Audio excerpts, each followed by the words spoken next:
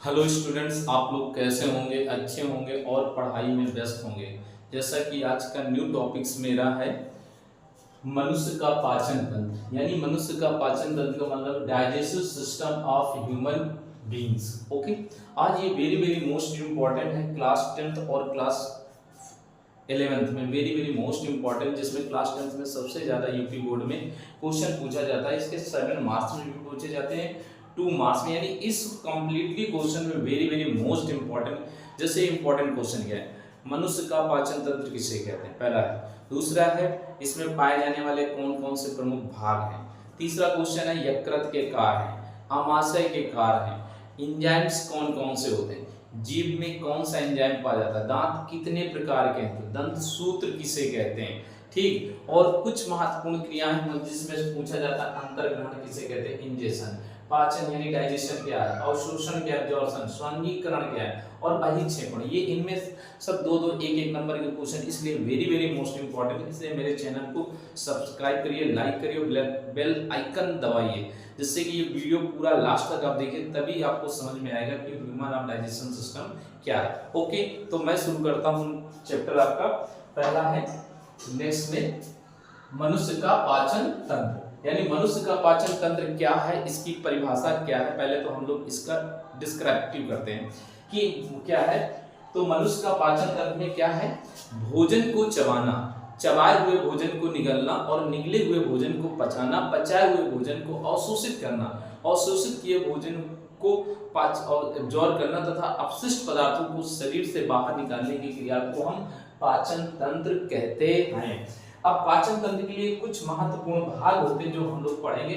जैसे पहले अंतर ग्रहण करते हैं, तो अंतर ग्रहण के लिए क्या होता है, इसमें कुछ भाग होते हैं। जैसे सबसे पहले हम लोग अंतर ग्रहण करते हैं, इसके लिए मनुष्य में कुछ महत्वपूर्ण अंग होते हैं जो अंतर ग्रहण करते हैं। इस अंतर ग्रहण में पहला पॉइंट होता है मुख गुहा, किसे कहते हैं, माउथ कैविटी, यानी हाथों से भोजन को तोड़ना, तोड़कर मुख गुहा के अंदर पहुंचाना और पहुंचाकर उससे हम उस गुहा में पाचन शुरुआत होती है।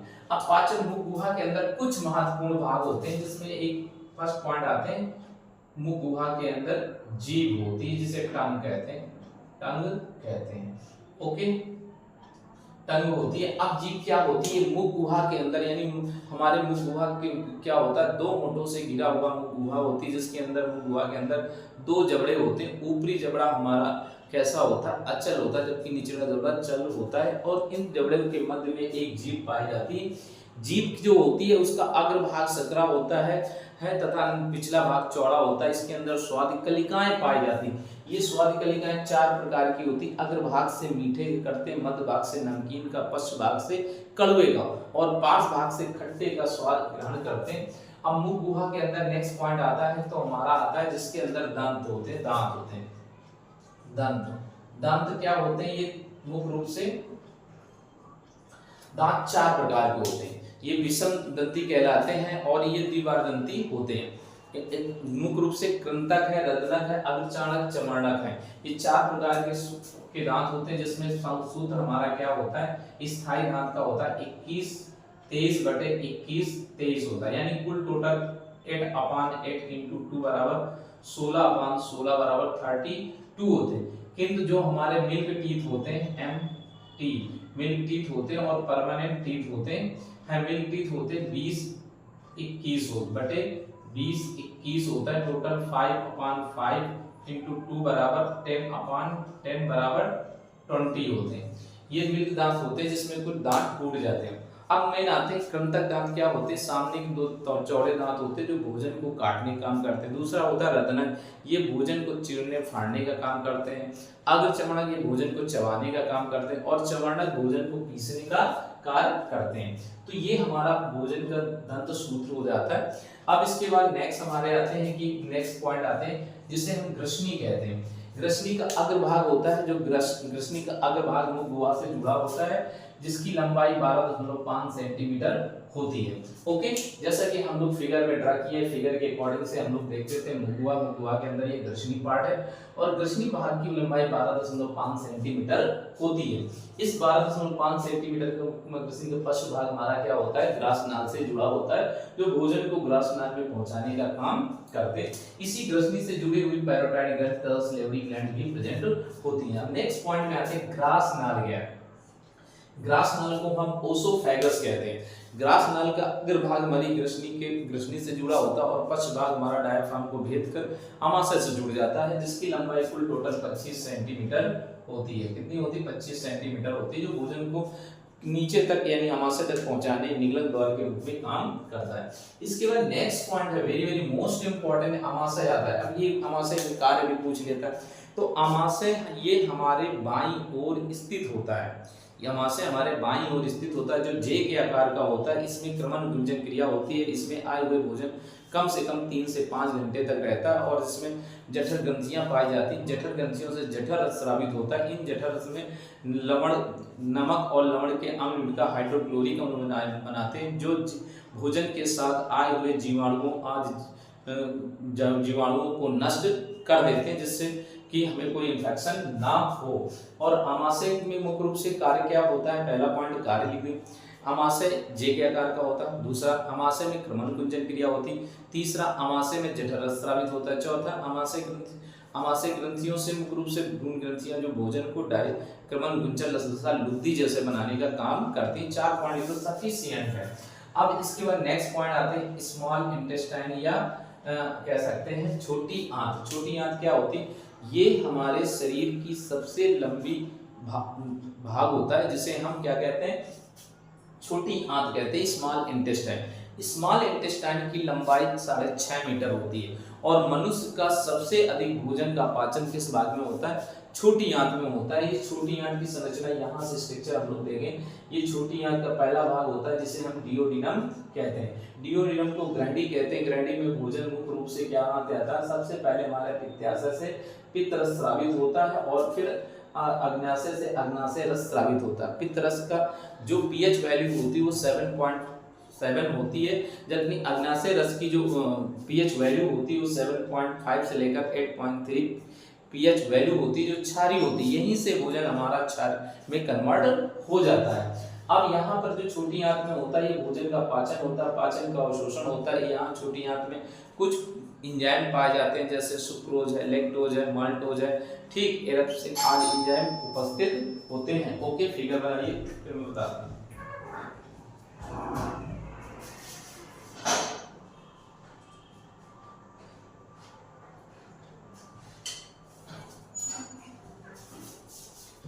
फिगर बनाती रहिए, फिर इसके बाद नेक्स्ट में है इतना क्लियर हुआ। फिगर भी ड्रा कर लीजिए।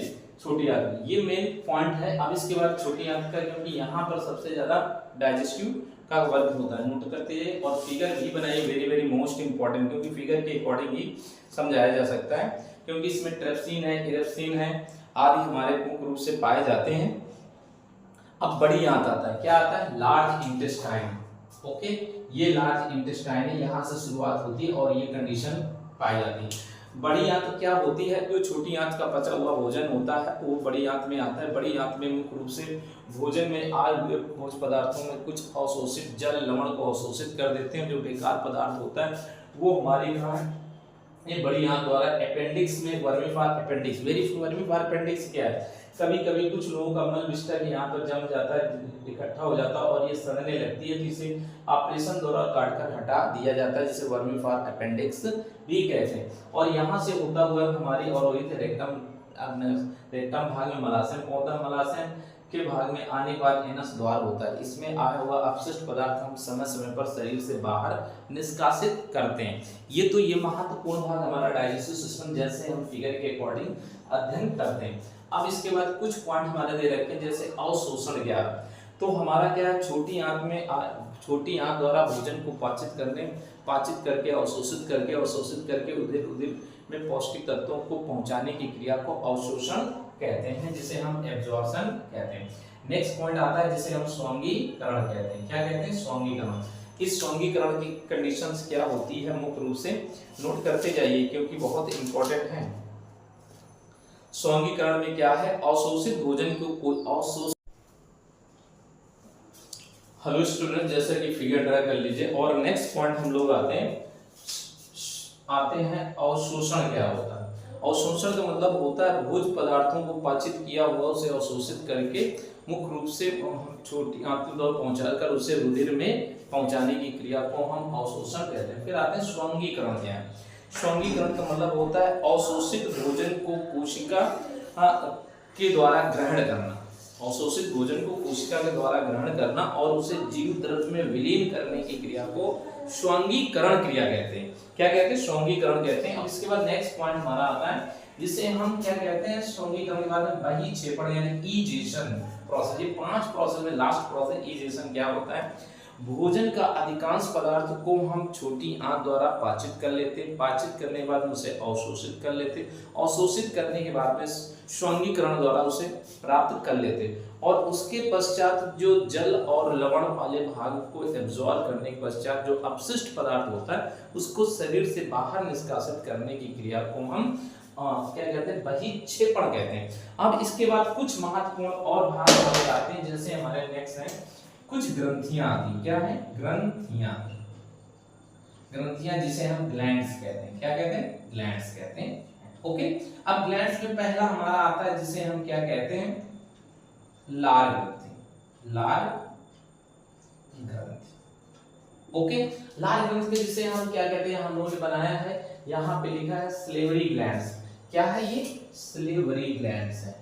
ओके, ये लार ग्रंथि पाई जाती है, मुख गुहा में लार ग्रंथि पाई जाती है और एक स्वस्थ मनुष्य एक दिन में कम से कम 1 से 1.5 लीटर लार को स्रावित करता है, जिससे भोजन का पाचन होता रहता है। इस लार में 2 एंजाइम पाए जाते हैं, एक टाइलिन पाया जाता है, दूसरा माल्टोज पाया जाता है। लार ग्रंथि के बाद में नेक्स्ट पॉइंट हमारा आता है जिसे हम कहते हैं यकृत ग्रंथि। क्या कहते हैं, यकृत ग्रंथि है।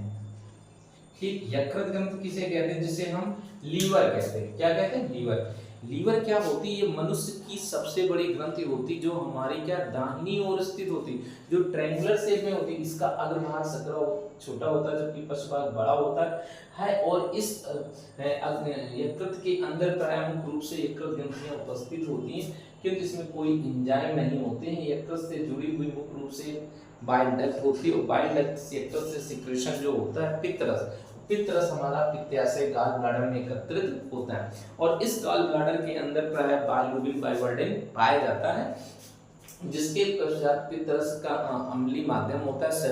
अम्लीय माध्यम से इस तो नहीं होता, यहाँ पर इसका पीएच मान 7.7 होता है जो छोटी आंत में जाता है, फिर अग्न्याशय रस मिलता है जाके। यकृत ग्रंथि के बाद में नेक्स्ट पॉइंट हमारा आता है लार ग्रंथि, यकृत ग्रंथि और अग्न्याशय ग्रंथ आता है। क्या आता है, अग्न्याशय ग्रंथि। क्या आती है, अग्न्याशय ग्रंथि। अग्न्याशय ग्रंथि को हम पैंक्रियाज ग्लैंड कहते हैं। ये कौन सी होती है, ये हमारे आमाशय और छोटी आंत के मध्य में पाई जाने वाली ग्रंथि होती है, जिसकी लंबाई 12 से 13 सेंटीमीटर लंबी होती है, जो पत्ती के आकार की संरचना होती है, जिसके अंदर लैंगरहैंस दीपिका कोशिकाएं पाई जाती हैं, जिसे लैंगरहैंस नामक वैज्ञानिक ने खोज की थी। इसमें 3 प्रकार के हार्मोन पाए जाते, 3 प्रकार की कोशिकाएं होती हैं, अल्फा कोशिका, बीटा कोशिका और डेल्टा कोशिका। अल्फा कोशिका से ग्लूकागॉन नामक हार्मोन का सिक्रेशन होता है, जबकि बीटा कोशिकाओं से मुख्य रूप से इंसुलिन बनता है, जो डायबिटीज के लिए महत्वपूर्ण होता है, जिससे वो कंप्लीट कर सके। तीसरा हार्मोन होता है सोमैटोस्टेनिन हार्मोन, जो भोज्य पदार्थों को डाइजेस्ट करने में सहायक होता है। इस प्रकार से ये महत्वपूर्ण भाग होते हैं। कुछ महत्वपूर्ण और भाग हैं जो एंजाइम होते हैं, वो आप सिर्फ नाम सुन लीजिए क्योंकि इंपॉर्टेंट है। क्योंकि मुख्य रूप से क्या होता है, लार ग्रंथि में टाइलिन और माल्टोज एंजाइम पाए जाते हैं। दूसरा जठर ग्रंथि में जठर रस स्रावित होता है जठर ग्रंथियों द्वारा, जिसमें पेप्सिन है, रेनिन है और लाइपेज नामक एंजाइम पाए जाते हैं। यकृत ग्रंथि में कोई एंजाइम नहीं होते, जबकि मुख्य रूप से अग्नाशय में ट्रिप्सिन है, लाइपेज है, इमाइलेज नामक एंजाइम पाए जाते हैं। और लास्ट है छोटी आंत है, जिसे आंत्र ग्रंथि कहते हैं। इसमें इरेप्सिन है, माल्टोज है, सुक्रोज है, लैक्टोज है और लाइपेज आदि उपस्थित होता है। इस प्रकार इस चैनल को सब्सक्राइब करिए, लाइक करिए, बेल आइकन दबाइए, जिससे नेक्स्ट वीडियो में आपको अवेलेबल कर सकूँ। Okay, thanks. फिगर भी बनाइए, वेरी वेरी मोस्ट इम्पॉर्टेंट।